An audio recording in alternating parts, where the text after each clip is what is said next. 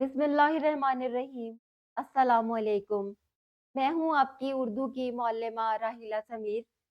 उम्मीद करती हूँ तमाम तालिब इल्म खैरियत से होंगे, खुशबाश होंगे।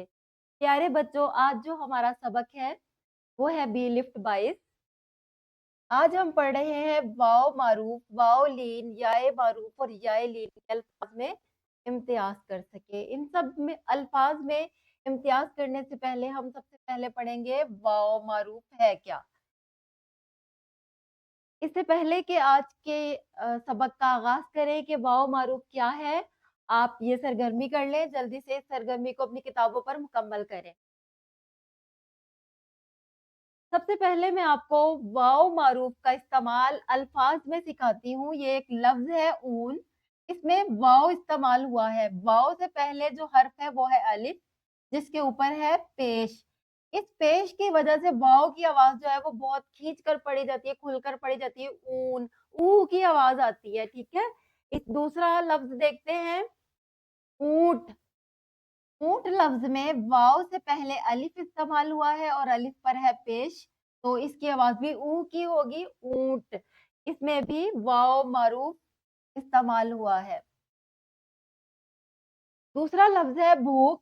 भूख में वाव से पहले भे पर पेश इस्तेमाल हुआ है, इसलिए वाव की आवाज खूब खुलकर पड़ी जाएगी, भूख।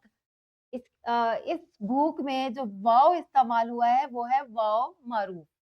इसी तरह टूट लफ्ज है। टूट में वाव से पहले जो हर्फ है टे, उसके ऊपर पेश है और वाव की आवाज जो है खूब खुलकर पड़ी जाएगी, टूट। और इस वाव को कहते हैं वाव मारूफ।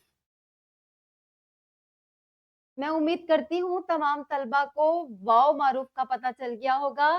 तो हम आज के सबक की जानिब बढ़ते हैं। अपनी किताबों में देखिए, वाव की ऐसी आवाज जो खूब खुलकर पड़ी जाए, उससे पहले हर्फ पर पेश की अलामत आए, जैसे नूर, खूब, टूर, भूल, जूता। इन अल्फाज में जितने भी वाव इस्तेमाल हुए हैं वो सब वाव मारूफ हैं।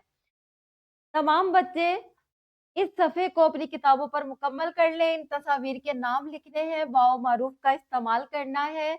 और ये है आपका घर का काम, निखार बी लिफ्ट 22, जिसको आपने वर्क बुक पर मुकम्मल करना है। यहाँ पर आप इसे कंप्लीट कर कर अपने वालिदैन से दस्तखत करवाएंगे, असातिज़ा कराम को चेक करवाएंगे, उनसे भी दस्तखत लेंगे।